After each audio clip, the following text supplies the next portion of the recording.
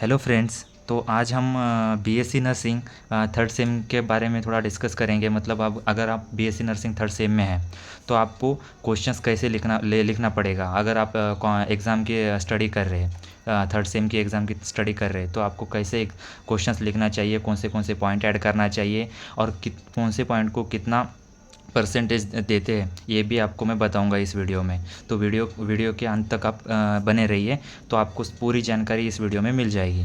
तो चलिए आज अपन स्टार्ट करते हैं बीएससी नर्सिंग थर्ड सेम के बारे में।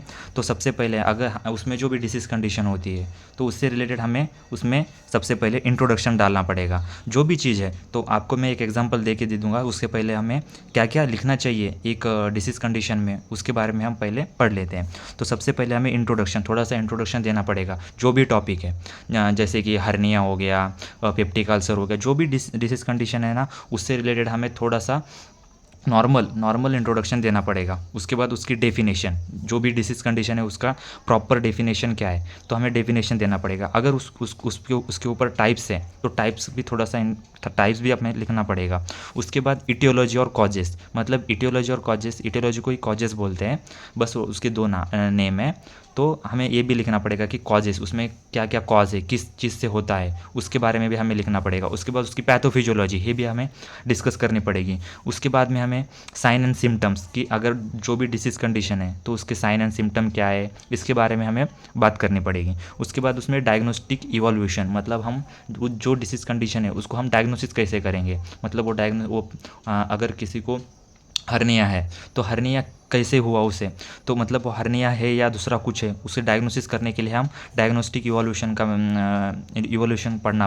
लिखना पड़ेगा एग्ज़ाम में भी और इधर भी। उसके बाद उसमें मैनेजमेंट में हमें मेडिकल मैनेजमेंट और सर्जिकल मैनेजमेंट भी करना पड़ेगा। उसके बाद नर्सिंग मैनेजमेंट, हमें तकरीबन ये 9 से 10 पॉइंट है।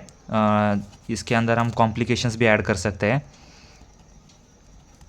कॉम्प्लिकेशंस, और हमें इतने पॉइंट इसमें ऐड करने हैं। अगर आप तकरीबन अगर 15 मार्क का अगर क्वेश्चन रहा तो हमें इतने 10 पॉइंट्स ऐड करने पड़ेंगे। सबसे पहले introduction, definition, type, etiology, causes, pathophysiology, sign and symptoms, diagnostic evolutions, management, medical management, surgical management. उसके बाद नर्सिंग मैनेजमेंट, मतलब नर्सिंग का क्या रोल रहता है वो भी लिखना पड़ेगा। उसके बाद कॉम्प्लिकेशंस की, अगर हो गया तो उसके बाद कॉम्प्लिकेशंस क्या क्या हो सकते हैं, मतलब फ्यूचर में, जैसे अभी अगर हार्ट फेल हुआ तो हार्ट फेलियर के चांसेस कैसे है, डेथ भी हो सकती है। ये जो उसे बोलते हैं हम कॉम्प्लिकेशंस की, कॉम्प्लिकेशंस आ सकते हैं फ्यूचर में। तो आज हम डिस्कस करेंगे एक टॉपिक हर्निया से रिलेटेड डिस्कस करेंगे। तो सबसे पहले हम हर्निया की नोट्स ले लेते हैं। तो अभी ये देखो, ये हर्निया की नोट्स है। सबसे पहले हम इंट्रोडक्शन के बारे में तो अब बात नहीं करेंगे क्योंकि सीधा डेफिनेशन से स्टार्ट कर रहे हैं। नोट्स मैंने डेफिनेशन से ही बनाए वाली है। तो सबसे पहले हमें क्या देखना पड़ेगा, डेफिनेशन। मतलब इंट्रो में क्या है, हर्निया है क्या है, एबनॉर्मल पोर्शंस। इंट्रोडक्शन में आप डाल सकते हैं कि एबनॉर्मल पोर्शंस होने के बाद हमें हर्निया होता है, तो ये हम इंट्रोडक्शन में डाल सकते हैं। तो हम डेफिनेशन की बात करते हैं। It is the abnormal portions of organ और part of an organ through the wall of the body. मतलब अपने जो बॉडी की वॉल है तो उसमें है ना एबनॉर्मल पोर्शन जो होता है ना उसकी ग्रोथ होती है, तो उसे हम हर्निया बोलते हैं। समझ में आया हर्निया क्या होता है, कि जैसे हमारी अब नॉर्मल जो बॉडी स्ट्रक्चर है तो उसके ऊपर जैसे हम एक जैसे उसे क्या बोलते हैं, जैसे स्वेलिंग आने के बाद वो ऊपर आ जाता है ना, स्किन के बाहर दिखने लग जाता है, तो वैसे पोर्शन को हम क्या बोलते हैं, पोर्शन को क्या बोलते हैं हम, हर्निया बोलते हैं। तो हर्निया हमें उसके बाद उसका क्या है, इट इज़ में occurs only any body part of the body but must come in abnormal cavity, abdominal cavity. तो एब्डोमिनल कैविटी में, ज़्यादातर एब्डोमिनल कैविटी में ही हर्निया होता है। तो उसके बाद हम उसके टाइप्स के बारे में हम डिस्कस करेंगे, टाइप में क्या क्या टाइप्स है उसके। तो सबसे पहले है अंजाइनल हर्निया। अंजाइनल हर्निया में दो सब टाइप्स है, डायरेक्ट हर्निया और इनडायरेक्ट हर्निया। तो direct hernia, present it is the present in inguinal ring due to the weakness of abdominal wall. मतलब एब्डोमिनल वॉल कॉमनली कहाँ पर प्रेजेंट रहता है, एब्डोमिनल वॉल में होता है। हर्निया कहाँ पे होता है, एब्डोमिनल वॉल में। जैसे जिसे हम मतलब एब्डोमिनल पेन होता है तो वहाँ पे होता है, तो वहाँ पे हमें वीकनेस हो जाएगी तो वो डायरेक्ट में आता है। उसके बाद इनडायरेक्ट में क्या आता है, मसल मस्कुलर, जहाँ पे मसल्स में होने के बाद, मसल्स में वीकनेस आने के बाद हमें ये हर्निया होता है, तो ये मसल्स वीकनेस। उसके बाद है अम्बलिकल हर्निया। अम्बलिकल हर्निया कहाँ पर है, मस्ट प्रेजेंट इन न्यूबॉर्न, जो न्यूबॉर्न बेबी होते हैं तो उसमें प्रेजेंट होता है अम्बलिकल हर्निया। तो उसके बाद है ना एब्डोमिनल प्रेशर्स, मतलब इन एब्डोमिनल प्रेशर्स इंक्रीज होता है और अम्बलिकल हर्निया होता है। उसके बाद फिमरल हर्निया। फिमरल हर्निया ये भी एक टाइप है हर्निया का। तो इसमें क्या होता है, फिमरल रिंग, जो फिमरल रिंग होती है आप अपनी, वहाँ पर होता है हर फिमरल हर्निया। तो अभी हम बात करेंगे फोर्थ टाइप की, वेंट्रल हर्निया। वेंट्रल हर्निया जो होता है ना, वो जब सर्जिकल साइट होती है वहाँ पर होता है। जैसे हम कोई सर्जरी करते हैं तो उस टाइम पे अगर होता है तो वहाँ पे उसे हम सर्जिकल हर्निया बोलते हैं, साइट ऑफ सर्जिकल हर्निया। उसके बाद हिटल हर्निया। हिटल हर्निया क्या होता है, part of the stomach and oesophagus through the opening in the diaphragm. Diaphragm में होता है, जो स्टमक और इसोफेगस थ्रू द ओपनिंग, मतलब स्टमक की और इसोफेगस की जो ओपनिंग है वहाँ के डायफ्राम में हमें देखने को मिलता है हिटल हर्निया। तो उसके बाद हिटल हर्निया के बाद हम क्या डिस्कस करेंगे, डायग्नोस्टिक इवोल्यूशन। डायग्नोस्टिक इवोल्यूशन मतलब कि अबे हमें वो डायग्नोसिस करना है कि वो हर्निया ही है क्या, इसे डायग्नोसिस ये करते हैं। तो उससे सबसे पहले हम क्या करेंगे, हिस्ट्री कलेक्शन से कॉमन है। हिस्ट्री कलेक्शन मतलब उसके फैमिली में किसी को है क्या, वो देखना पड़ेगा। उसके बाद फिजिकल एग्जामिनेशंस, मतलब फिजिकली उसमें उसका जो भी फिजिकल एग्जामिनेशन कर रहे हैं उसमें हमें पर दिखता है क्या, वो देखना पड़ेगा।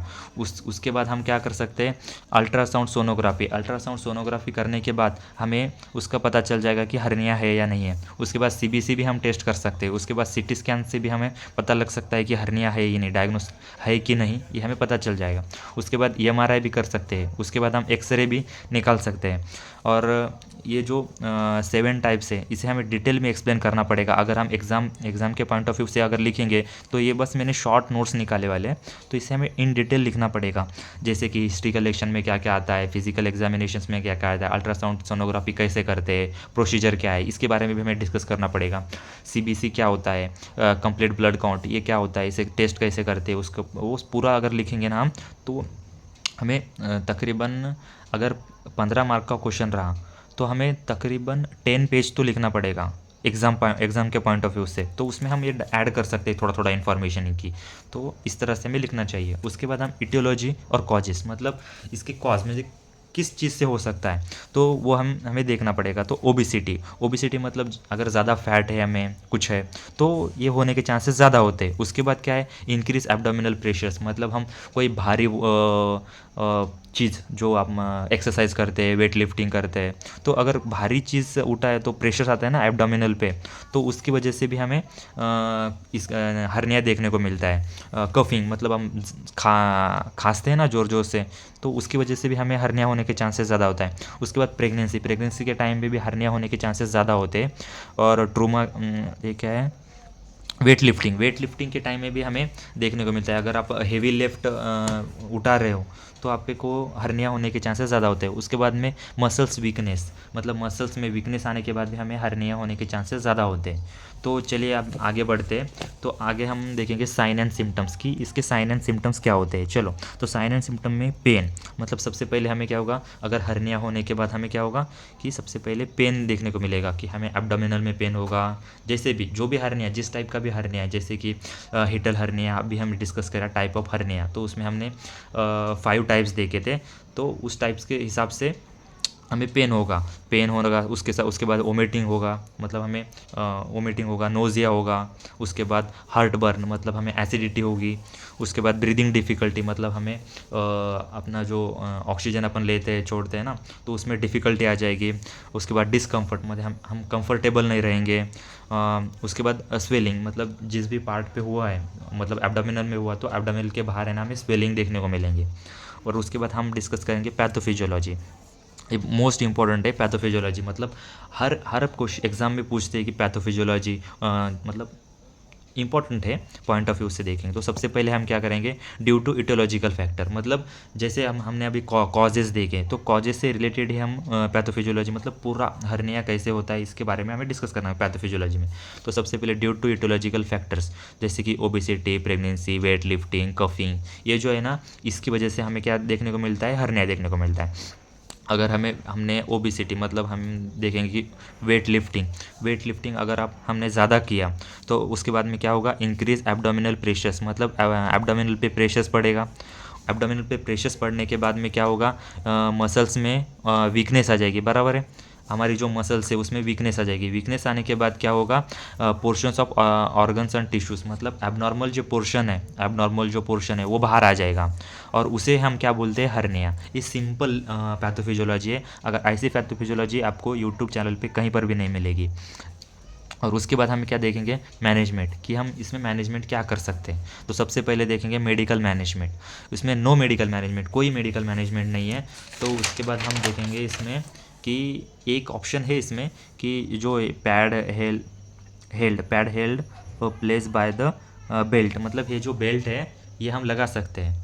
तो अगर मतलब इससे कुछ होगा नहीं, बस नॉर्मल ठीक रहेगा, तो पेन कम होगा अगर ये लगाने के बाद, बस इसका मेडिकल कोई ये नहीं है।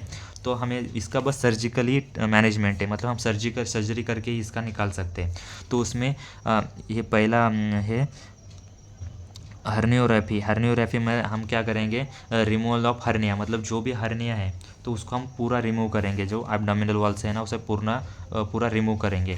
और हर्नियोप्लास्टी, मतलब उसका हर्नियोप्लास्टी करेंगे, और हर्नियोटॉमी मतलब उसको निकाल के फेंक देंगे। तो ये पूरा इतना करना पड़ेगा। उसके बाद में नर्सिंग डायग्नोसिस, नर्सिंग मैनेजमेंट, कि नर्सिंग की मैनेजमेंट क्या रहेगी, जैसे कि अभी हर्निया हो गया तो उसमें नर्सिस का क्या रोल रहेगा, क्योंकि हम तो एक नर्सिस है ना, तो हमें हमारा उसमें रोल क्या है, तो इसके बारे में हम डिस्कस करेंगे। तो उसमें सबसे पहले हम assess the causes and durations of the constitutions, मतलब इसमें हम असेसमेंट करेंगे कि कॉजेस कितना है, उसका पेन रिड्यूस करने का करना पड़ेगा, उसमें ड्यूरेशन मतलब कितने ड्यूरेशन से उसको पेन है ये भी हम चेक करेंगे। उसके बाद में हम क्या करेंगे, मॉनिटर बॉयल साउंड, मतलब जो साउंड है उसका, उसके बारे में हम डिस्कस करेंगे। उसके बाद उसमें हमें नर्सिस का रोल क्या रहता है उसमें, कि हम एजुकेशन प्रोवाइड करेंगे पेशेंट को कि हेवी वेट नहीं उठाना चाहिए, इससे होता है ये, जो नॉर्मल रहता है ना वो डिस्कस करेंगे। उसके बाद में अवॉइड लिफ्टिंग वेट, मतलब उसको अवॉइड लिफ्टिंग, मतलब जो भी वेट लिफ्टिंग करते हो एक्सरसाइज में के टाइम पे, तो उसे हम अवॉइड करने के लिए बोलेंगे। उसके बाद में कफिंग फोर्सफुली अवॉइड, मतलब जो फोर्सफुली कफिंग करते हैं उसे हम अवॉइड करने के लिए बोलेंगे। उसके बाद में मतलब जो नॉर्मल रहता है ना उसके बारे में हम सब बता सकते हैं।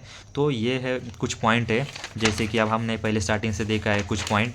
तो सबसे पहले हमने थोड़ा सा इंट्रोडक्शन के बारे में भी डिस्कस किया, आपको पता है इंट्रोडक्शन, डेफिनेशन, टाइप्स भी देखे अपन ने, कॉजेज़ भी क्या होते हैं देखे, पैथोफिजियोलॉजी भी देखा, साइन एंड सिम्टम भी देखा, डायग्नोस्टिक भी देखा, मेडिकल और सर्जिकल मैनेजमेंट भी देखा, और नर्सिंग मैनेजमेंट, और कॉम्प्लिकेशंस क्या होते हैं इसके बारे में भी हमने अभी अभी पढ़ा।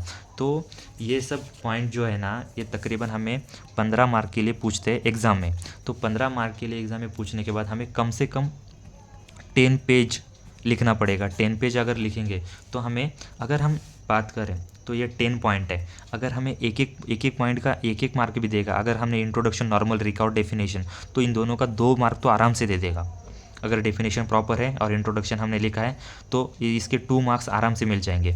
अगर टाइप हमारे प्रॉपर है तो इसके आराम से 1 से 1.5 मार्क मिल जाएगा, 1 से 1.5 मार्क आराम से मिल जाएगा। और कॉजेस इसके भी 1 मार्क से आराम से मिल जाएगा। पैथोफिजियोलॉजी का 2 मार्क्स, अगर सिंपल जैसे मैंने बोला अगर लिखे तो हमें इसका 1 मार्क तो कहीं पर भी नहीं गया।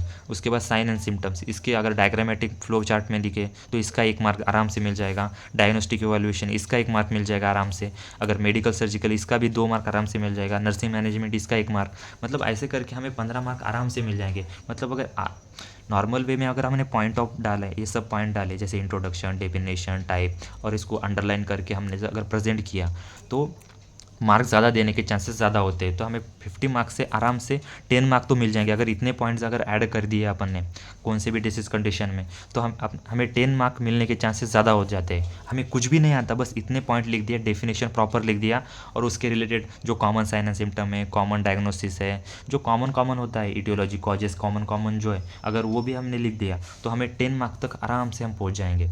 तो आपको अगर वीडियो अच्छा लगा हो तो वीडियो को लाइक कर देना और चैनल को सब्सक्राइब कर देना। ऐसे ही कंटिन्यू वीडियो आती रहेगी हर एक डिसीज़ कंडीशन पे। आपको कौन से डिसीज़ कंडीशन पे चाहिए आप बता देना, मैं आपको उसी डिसीज़ कंडीशन पे आपको वीडियो में प्रोवाइड कर दूंगा। और इन डिटेल वीडियो और शॉर्ट में, जैसे नोट्स मैंने अभी बताया जो एक इन शॉर्ट नोट्स हैं, अगर आपको नोट्स भी चाहिए तो नोट्स के बारे में भी आप मुझे कमेंट कर सकते हैं। मैं आपके कमेंट का रिप्लाई भी दूंगा और आपको नोट्स भी प्रोवाइड करूँगा। तो चलिए मिलते हैं नेक्स्ट वीडियो में, तब तक के लिए बाय बाय।